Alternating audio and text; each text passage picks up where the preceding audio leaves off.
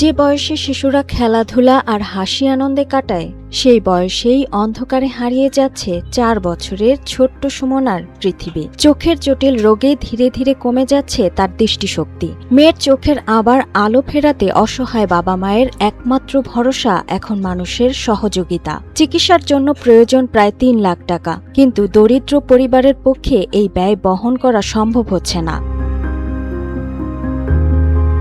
ঠাকুরগাঁও সদর উপজেলা সালন্দ ইউনিয়নের চৌধুরীহাট বাতেনের মোড় গুচ্ছ গ্রামের বাসিন্দা সুমনা জন্মের পর থেকেই ধীরে ধীরে তার চোখের সমস্যা দেখা দেয়। গত 4 বছর ধরে মেয়ের চিকিৎসার জন্য বিভিন্ন জায়গায় ছুটে বেড়াচ্ছেন বাবা মা। নিজেদের সামর্থ্যের সবটুকু দিয়ে চেষ্টা করলেও অর্থের অভাবে থেমে আছে তার অপারেশন। চিকিৎসকেরা জানিয়েছেন দ্রুত অপারেশন করা প্রয়োজন।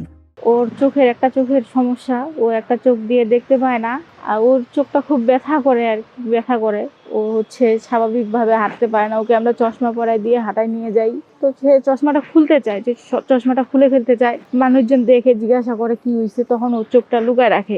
যদি কেউ সহযোগিতা বাইরে যেমন আমাদের দেশের সবাই যে আমার মেয়েটার জন্য একটু সহযোগিতা করে, তাহলে অবশ্যই আমার মেয়েটা আরো স্বাভাবিক বাচ্চাদের মতো চলাফেরা করতে পারবে। ওকে চশমা পরে হাঁটতে হবে না। আর আমাদের অতটা আর্থিক ক্ষমতা নাই যে আমি ওকে ঢাকা ইসলামী আই হসপিটালের অপারেশন করবে।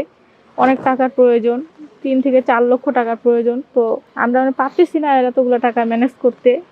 দিনমজুর পরিবারের কাছে 3 লাখ টাকা এখন বড় বাধা হয়ে দাঁড়িয়েছে। মেয়ের ভবিষ্যৎ নিয়ে দুশ্চিন্তায় থাকা বাবা মায়ের আকুতি সহায়তার হাত বাড়িয়ে দিলে হয়তো আবারও আলোয় ফিরবে ছোট্ট সুমনার পৃথিবী। Sadia Akhtar, Times today.